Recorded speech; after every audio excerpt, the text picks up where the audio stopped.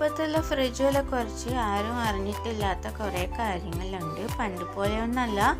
നമുക്ക് ഈ ഫ്രിഡ്ജുകളൊക്കെ എങ്ങനെയാണ് സുരക്ഷിതമായിട്ട് നാശാവാണ്ട് സൂക്ഷിക്കുന്നുണ്ട് പറഞ്ഞിട്ടുള്ളൊരു വീഡിയോ ആണ്. എല്ലാവരും നിർബന്ധമായിട്ട് മുഴുവനായിട്ട് കാണുക. വെറും 2 വർഷമായിട്ടുള്ള പുതിയ എൻ്റെ ഫ്രിഡ്ജൊക്കെ സംഭവിച്ചതിനെ കുറിച്ച് ഞാൻ പറയാം. അതുകൊണ്ടാണ് ഇങ്ങനത്തെ ഒരു വീഡിയോ ആയിട്ട് നിങ്ങളുടെ അടുത്തേക്ക് വരാൻ കാരണം. എല്ലാവർക്കും പ്രയോജനപ്പെടുമെന്ന് ഞാൻ വിചാരിക്കുന്നു.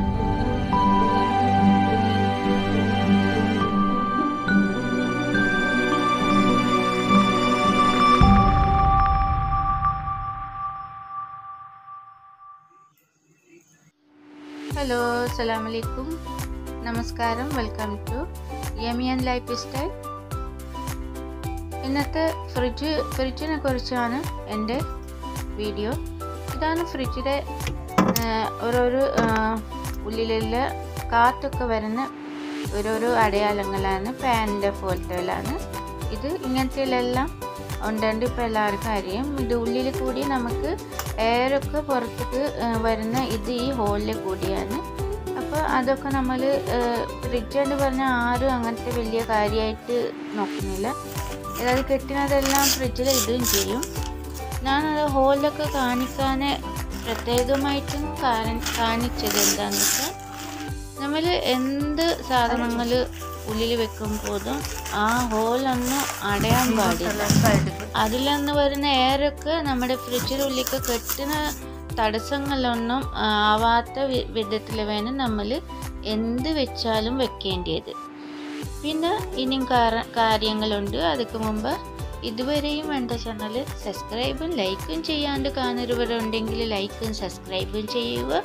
ഓൾ എന്ന നോട്ടിഫിക്കേഷൻ അമർത്തുക. പിന്നെ ഇനിയും എൻ്റെ വീഡിയോയിലൊക്കെ വരുന്നത് നിങ്ങൾക്കപ്പോൾ കാണാൻ കഴിയും. അതുപോലെ തന്നെ നമുക്ക് ഇനി വീഡിയോയിലേക്ക് പോകാം.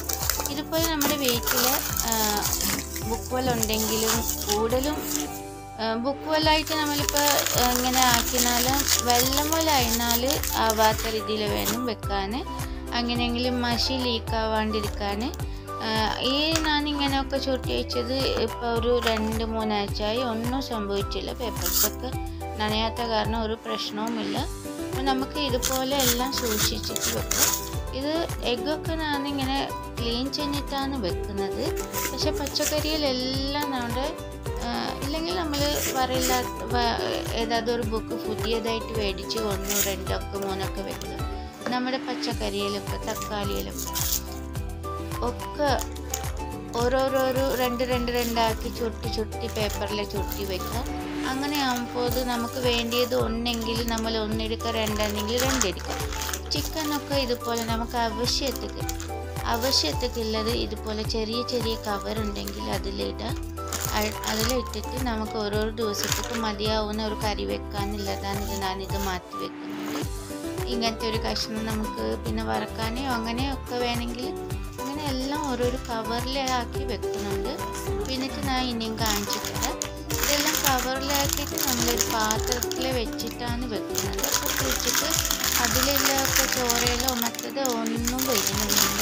ഇങ്ങനെ ക്ലീനായിട്ട് തന്നെ വെക്കണം. പിന്നെ എല്ലാവരും വിചാരിക്കും ഈ ചിക്കനൊന്നും കഴുകാണ്ട വെക്കുന്നുണ്ട്. നമ്മൾ ഭക്ഷണം ഉണ്ടാക്കുന്ന കറി വെക്കുന്നില്ലെങ്കിൽ ഇതൊന്നും കഴുകാണ്ട് വെക്കുന്നതാണ് നല്ലത്. അതിൽ ടേസ്റ്റ് ഇല്ലെങ്കിൽ പോയി കഴിയും. അതുകൊണ്ടാണ് ഇപ്പോൾ ഞാനൊരു എഗ്ഗൊക്കെ ഒരു പാത്രത്തിലിട്ട് കുമ്പളങ്ങ ഇങ്ങനെ പാക്കിങ് ചെയ്ഞ്ഞ് മീൻ കണ്ടില്ലേ, മീൻ ഞാനിങ്ങനെ പാക്കിങ് ചെയ്ഞ്ഞ് വെച്ചിട്ടുണ്ട്. എല്ലാം ഇപ്പോൾ ഫ്രിഡ്ജിൽ വെക്കും. ഇത് ചിക്കനാണ്. പിന്നെ മീനും ചെറിയ കവറിലാക്കിയിട്ടുണ്ട്. അങ്ങനെ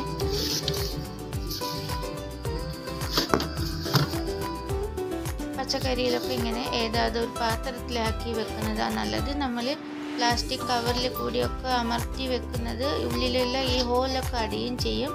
ഇല്ലെങ്കിലും പ്ലാസ്റ്റിക് വല്ലൊക്കെ പണ്ട് അതൊന്നും ഉണ്ടായിട്ടില്ലല്ലോ. ഇപ്പോൾ ഇതൊക്കെ ഉണ്ടത്. അധികം പ്ലാസ്റ്റിക്കിലായിട്ട് വെക്കുന്നതൊക്കെ നമുക്ക് അത്ര സുഖമൊന്നുമില്ല. ഇതുപോലെയൊക്കെ വെച്ചാൽ നമുക്ക് കുറേ ദിവസം നാശമാവാണ്ട് ഇത് വീഡിയോ കണ്ടിട്ട് തന്നെ എല്ലാവർക്കും മനസ്സിലായി ഉണ്ടാവും. അതുപോലെ ഇനിയും ഇതുപോലെ ഒരു നല്ല വീഡിയോ ആയിട്ട് വരും വരെ എല്ലാവർക്കും അസ്സലാമു അലൈക്കും, നമസ്കാരം.